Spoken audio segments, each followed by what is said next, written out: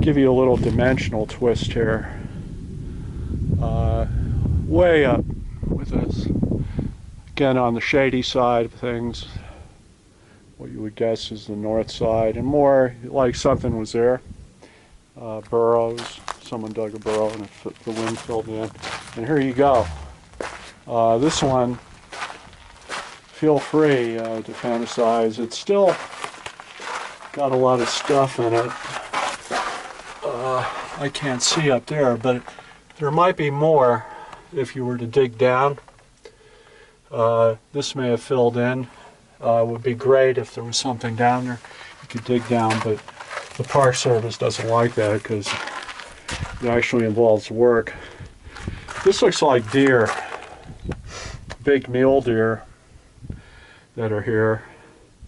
The bodies, for some reason, are exaggerated, but not much. They are big. They're not like those pansy-ass eastern deer that we run into with our pickup trucks. They're big, and here's another. This is a longhorned sheep or even an antelope. Those are exaggerated horns. A lot of red. Interesting feet on the deer there. Very nice. And here's a guy. I guess somebody had a feel they had it outline it, unless, you know, but I don't see any other outlines. But he's sort of an insect guy, or has that head. As my father used to say, look at the head on that. There he is. And they scratched it over, or somebody did. But maybe they did. Maybe that's what's intended. Because here we have it over here again. I have to show you by, you know, tracing it, because you're a moron. But you're not a moron for tracing it. Here's something really good. Now there's the guys with the antenna again. And there's no chakras. You know, usually they have a spiral on some of them. You're going to see spirals. No, this is just like if you're producing a show on the History Channel, you'd say, look at the alien with his antennas. It looks like 4 hands there, 4 fingers, excuse me. And this is like a cookie cutter guy. And somebody here that got rubbed out.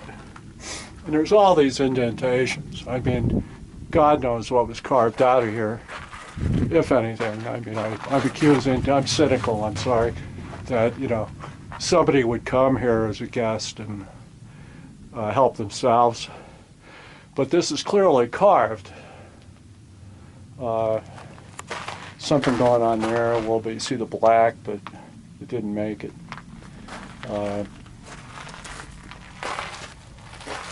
And we come over here, nothing left here except the carvings. And boulders are often volcanic or otherwise, are entombed in these big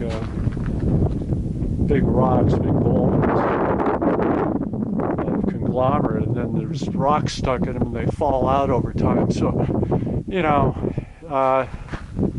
feel free to doubt me on all of this. I just have my prejudices. Here's more stuff. You can almost imagine digging down under this. And this gives you the impression you're being led into somewhere. I think this is, you know, it's a tourist site. And it's very significant for reasons I can only imagine. But if you go to Cal State Chino or something, they'll give you at least 3 credits for this. And down here, this is again flaking off, stuff flaking off. And all the way down here, you see. But this is a piece that I think fell off.